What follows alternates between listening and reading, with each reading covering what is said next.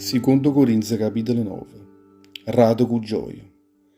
La verità non è proprio il caso che vi scrivesse per chi l'aiuta che sono destinato a tutti gli cristiani che stanno in la città di Gerusalemme, perché conosco già buono tutto l'amore del cuore vostro. Io sono assai contento di voi e sto dicendo a tutti chi della Macedonia. Rinda a Grecia, è già un anno che si sta preparando questa cosa. L'amore vostro ha spunzonato la maggior parte loro.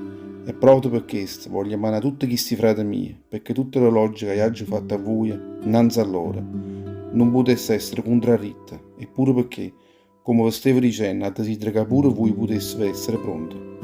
Se qualcuno non è insieme con me, a Macedonia, e non vi trovasse pronto, io mi avrei via scuola per tutta quella fiducia che oggi mi si rinda a voi.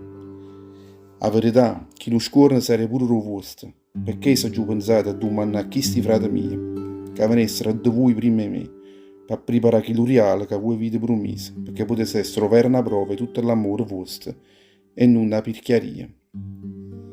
L'elemosina. Chi le carà semanato, semanatore, e il pane per mangiare, farà grandire la semena pure a voi, e farà crescere tutte le frutte della giustizia vostra. Perché chi semina poco, a raccogliere pure poco, chi invece semina assai, a raccogliere ancora di più. Ognuno di voi resta che ha fissato in tuo cuore suo, o resta con tutto il cuore e non contro cuore, per obbligazione, perché Dio accetta assai più chi ha con prezzo. E Dio vi regnerà ogni benedizione da sua, che la razza non farà mai a manca tutta quella che vi servirà per campare, e vedrà la razza e pensa ogni opera buona vostra, perché sta scritto in la Bibbia. Issa regna bene, a maniche larghe e paziente, e l'amore suo rimane per sempre. Chi le carà semmenate o semmenatore e il pane fa saziare, darà pure voi tutta la semmenata che vi servirà e farà granire assai più per far crescere frutto vostro, che è l'amore vostro.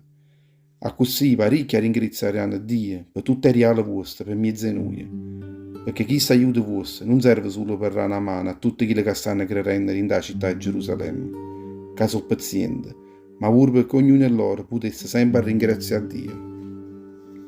L'aiuto vostro sarà per loro una prova lampante, che voi siete stati capaci di mettere in pratica e accogliere il Vangelo di Gesù Cristo.